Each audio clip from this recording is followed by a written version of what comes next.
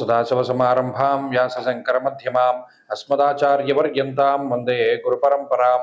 జ్యోతిష్ శాస్త్రాన్ని భావితరాల వారికి ప్రసాదించిన ఋషుల యొక్క పాదపద్మాలకి నమస్కారం చేసుకుంటూ, అలాగే నాకు ఈ జ్యోతిష విద్యను నేర్పిన గురువర్యులు జ్యోతిష బ్రహ్మ కీర్తిశేషులు శ్రీ ఈరంకి సూర్యనారాయణ మూర్తి గారు, సూర్య శ్రీదేవజ్ఞ గారి యొక్క పాదపద్మాలకి నమస్కారం చేసుకుంటూ, ఓం శ్రీ మహాగణాధిపతి నమః, శ్రీ గురుభ్యో నమః, హరి ఓం. వీక్షకులందరికీ నమస్కారం. కర్కాటక రాశి వారికి ఈ వారం మధ్యస్థమైనటువంటి గ్రహగతులే గోచరిస్తూ ఉన్నాయి. ప్రత్యేకించి గత 2 వారాలతో పోల్చుకుంటే గ్రహస్థితిలో చెప్పుకోదగ్గ మార్పు ఏమీ లేదు. కేవలం ఒకే ఒక గ్రహం కాపాడుతూ ఉన్నారు, కుజుడు.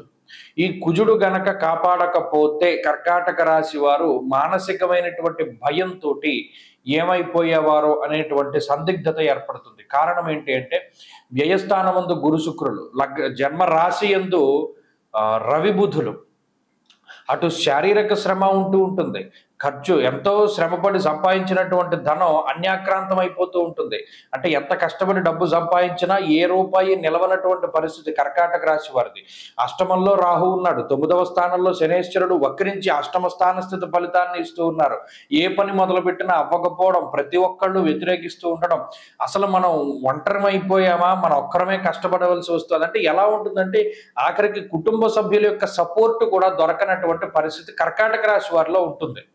ప్రతి చిన్నది కూడా వీరే కష్టపడి పని చేసుకోవాల్సినటువంటిది, కష్టపడి పూర్తి చేసుకోవాల్సినటువంటి పరిస్థితులు ఉంటాయి. ఆఖరికి ఫ్యాన్ స్విచ్ చేసేవాడు కూడా ఉండదు. టీవీ చూస్తుంటే నుంచుని వెళ్ళి ఫ్యాన్ స్విచ్ చేసుకుని మళ్ళా కూర్చోవాలి. అంతా స్వయంకృతం, స్వయం కృషి మీద బతకవలసినటువంటి పరిస్థితులు ఉన్నటువంటి రాశి కర్కాటక రాశి.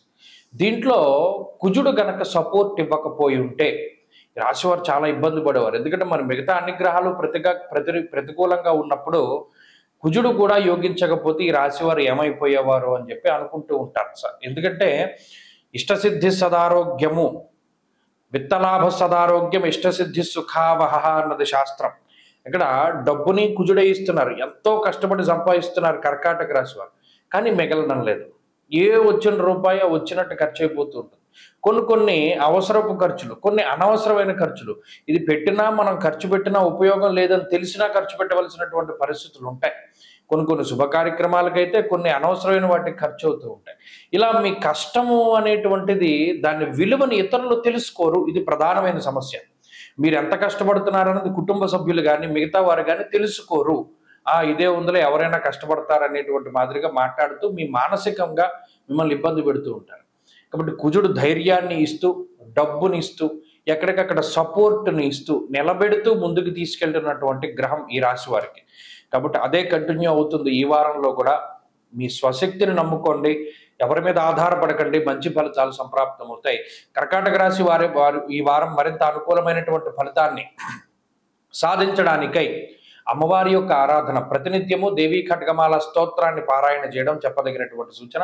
ఈ వారంలో కలిసి వచ్చేటువంటి రోజు మంగళవారంగా చెప్పవచ్చును. అదృష్ట సంఖ్య 1, అదృష్ట వర్ణము లేత ఎరుపు రంగు. తదుపరి సింహరాశి.